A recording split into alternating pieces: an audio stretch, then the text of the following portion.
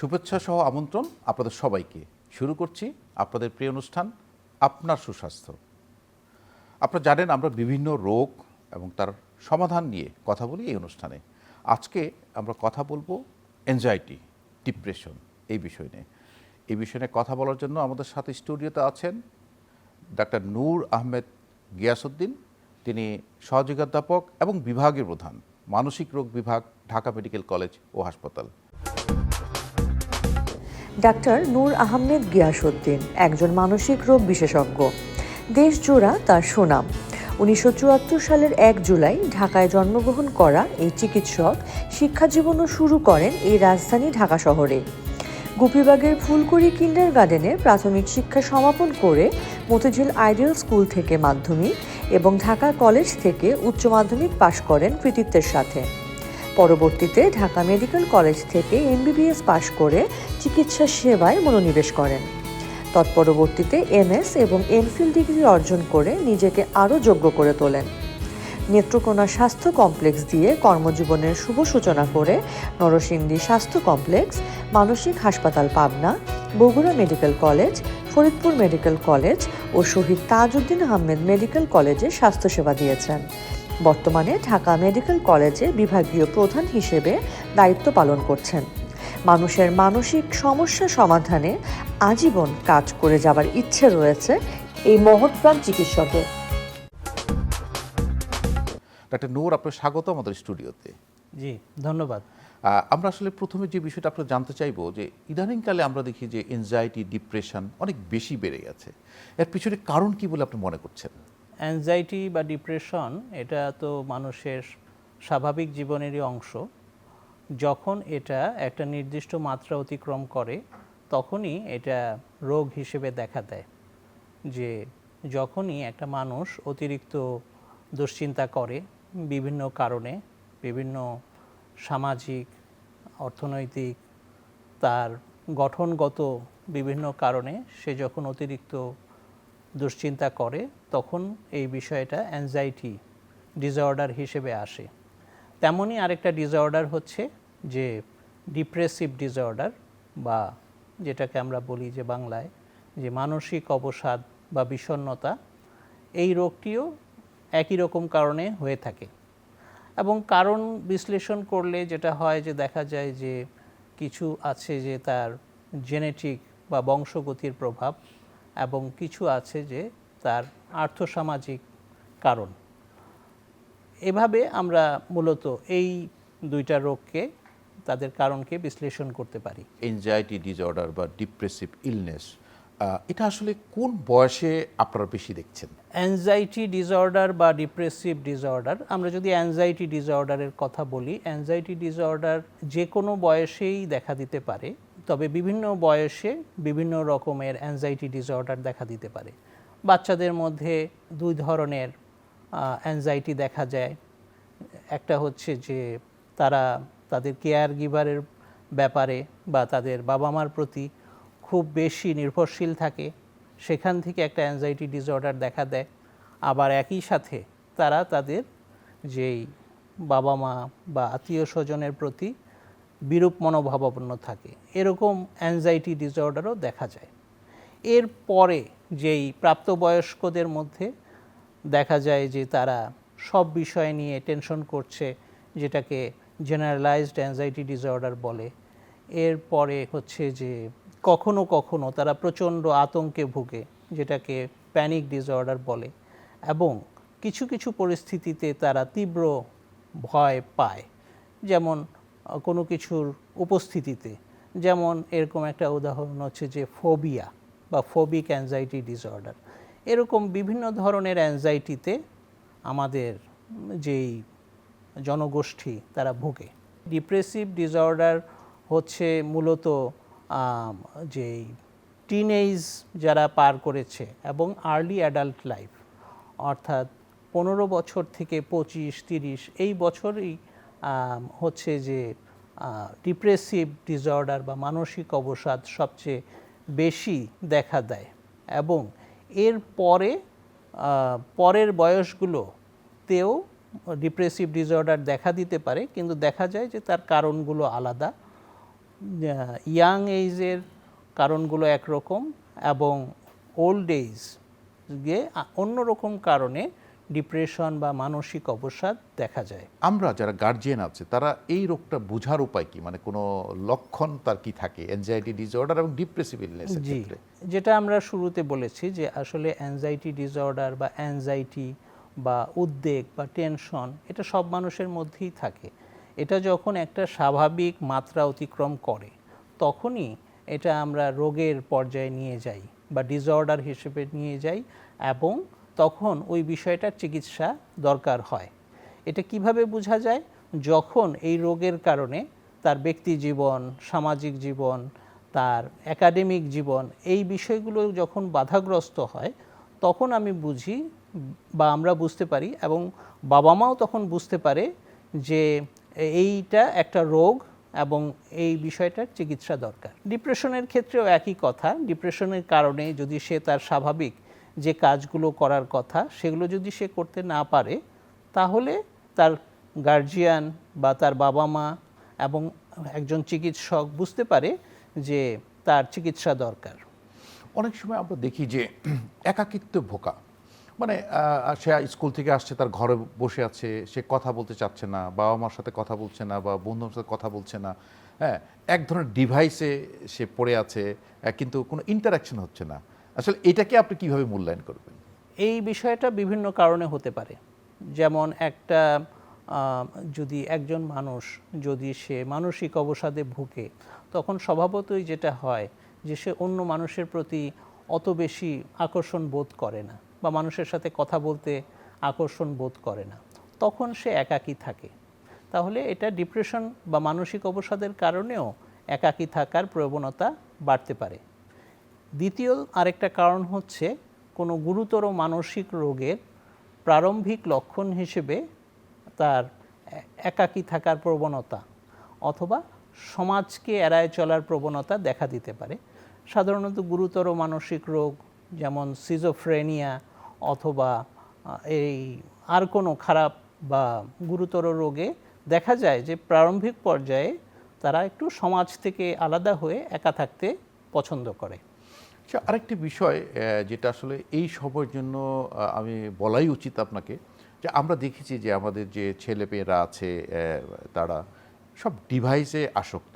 আমি বলবো যে মোবাইলে, আপনি বলেন, যদি বলেন ফুটবল খেলেছো, আমি বলে যে খেলেছি, কম্পিউটারে খেলেছি। তো এই যে তাদের, এবং তাদেরকে যদি ডাকা হয় যে খেতে আসো, কিন্তু খেলা শেষ না করে সে আসছে না। আসলে এই যে আপনি কি মনে করেন যে এই আধুনিক প্রযুক্তিগুলো তাদের কিছুটা এনজাইটি ডিপ্রেশনের পিছনে কাজ করছে কিনা? যেটা হচ্ছে যে প্রযুক্তির তো দুটা দিক থাকতে পারে, একটা হচ্ছে যেটা কল্যাণকর আর একটা যে হচ্ছে যেটা অকল্যাণকর। একটা নির্দিষ্ট সময় পর্যন্ত প্রযুক্তি ব্যবহার হচ্ছে কল্যাণকর, কিন্তু প্রযুক্তি ব্যবহারই যদি সার্বক্ষণিক কাজ হয়ে থাকে তাহলে যেটা দেখা যায় যে একটা পরিবারের মধ্যে যে পারস্পরিক আদান প্রদান অথবা অন্যান্য যেই বিষয়গুলো থাকে, যে আমরা একটা অনুষ্ঠানে যাব বা আমরা কোথাও এক্সকারশনে যাব বা কোথাও ঘুরতে যাব, সেই বিষয়গুলো বাদ দিয়ে দেখা যায় যে সেই মানুষটি যদি সর্বক্ষণ এই প্রযুক্তির সাথে বা ইন্টারনেটের সাথে সংযুক্ত থাকে, এর ফলশ্রুতিতে তার মধ্যে কিছু সমস্যা দেখা দেয়। সে হচ্ছে যে রাত জাগে, তার মেজাজ খিটখিটে হয়ে যায়, সে স্কুলের পড়ালেখা করে না, সঠিক সময়ে ঘুম থেকে উঠতে পারে না, সেই জন্য সে স্কুলে যেতে পারে না, স্কুল পারফরমেন্স খারাপ হয় এবং এই বিষয়গুলো তার দিকে আস্তে আস্তে তাকে আরও খারাপের দিকে নিয়ে যায়। এর সাথে সাথে যদি ইন্টারনেট অ্যাডিকশনের সাথে আরও কিছু বিষয় অযাচিতভাবে আমাদের মধ্যে চলে আসতে পারে, খারাপ কোনো কিছু যেগুলো আসলে স্বাভাবিক না এবং তার সেই ছাত্র ছাত্রী বা কম বয়সের মানুষটার জন্য সেটা আসলে ক্ষতিকর।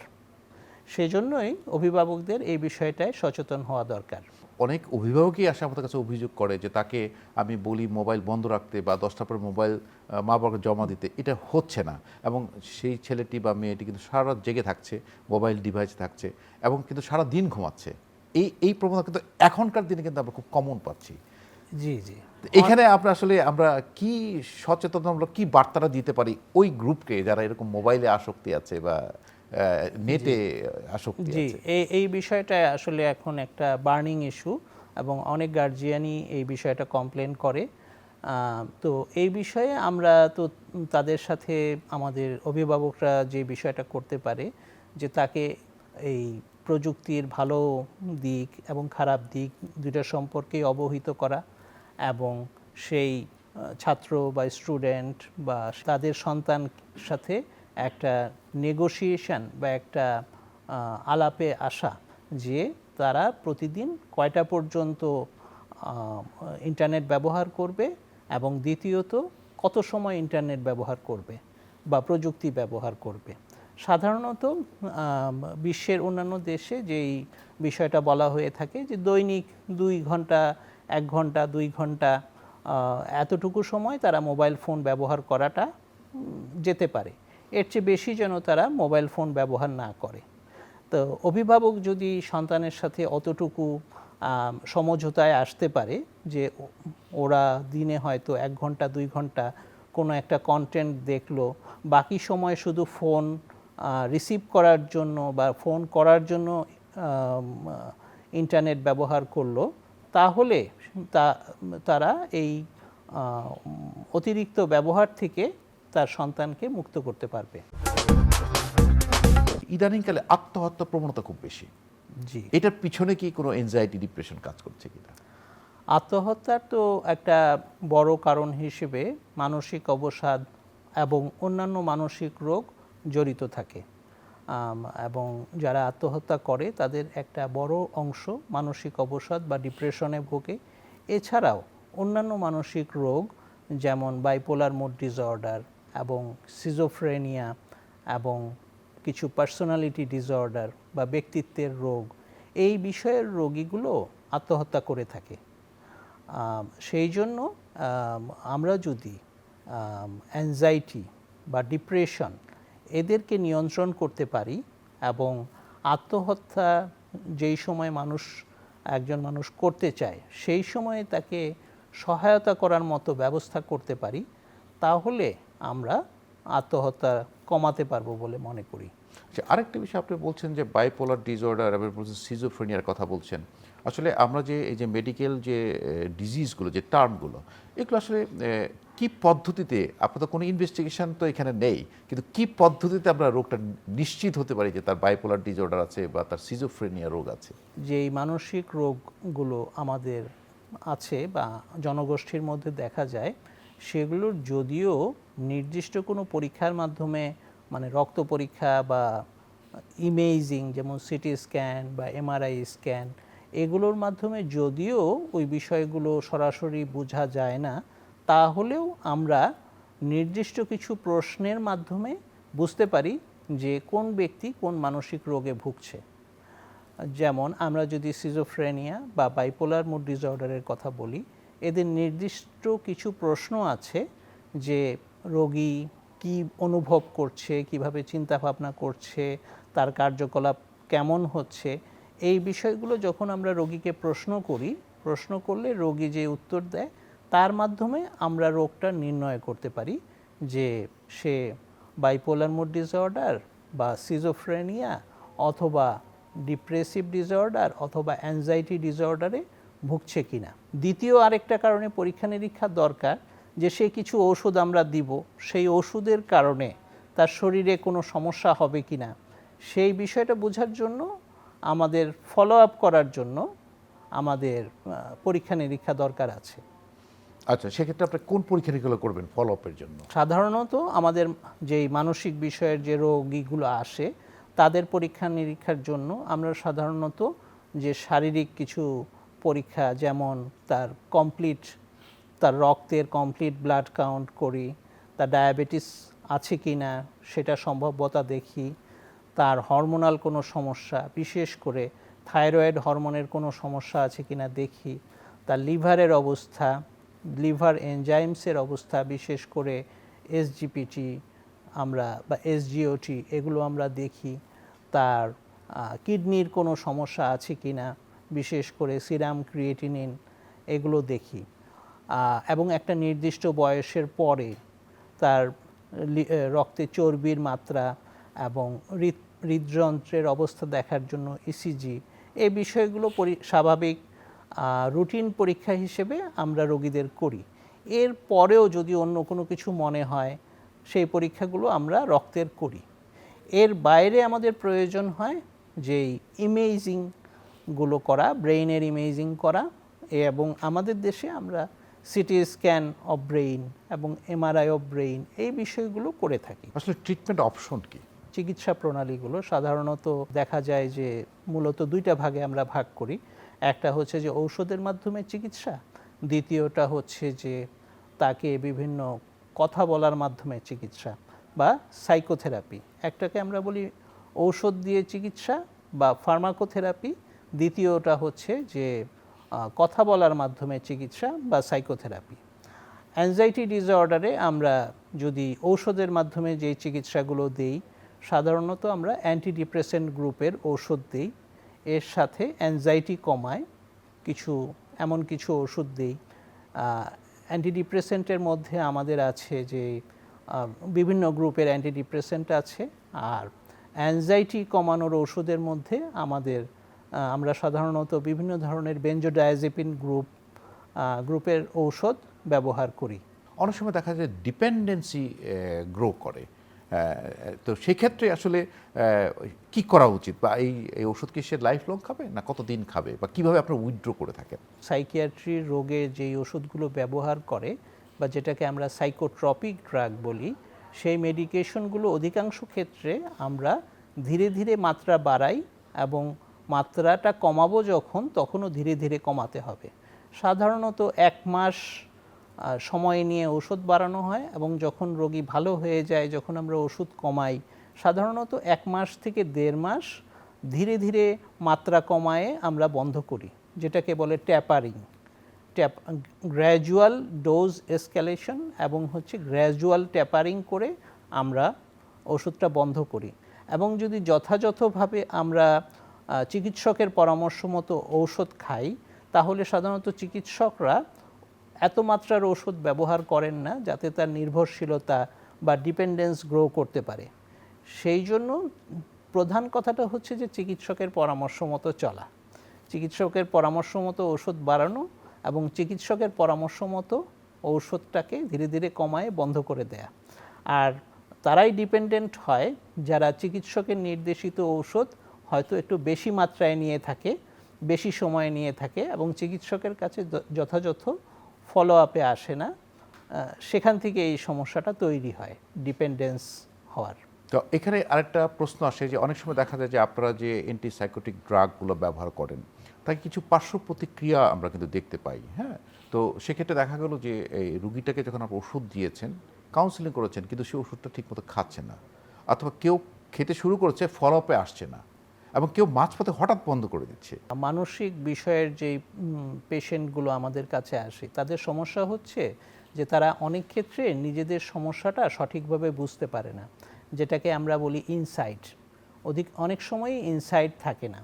একজন হৃদরোগের পেশেন্টের যেমন চিন্তা থাকে যে আমি ওষুধ খাবো, খেলে ভালো থাকবো, এবং একজন ডায়াবেটিস পেশেন্ট যেমন সকালে প্রতিদিন হাঁটতে চায় কারণ সে জানে যে সে হাঁটলে সে ভালো থাকবে, বেশি দিন বাঁচতে পারবে, কিন্তু মানসিক বিষয়ের রোগীগুলো সেই বিষয়টা সঠিকভাবে বুঝতে পারে না অধিকাংশ ক্ষেত্রে। সেই জন্য তারা ঔষধ হয়তো সঠিকভাবে নিতে পারে না।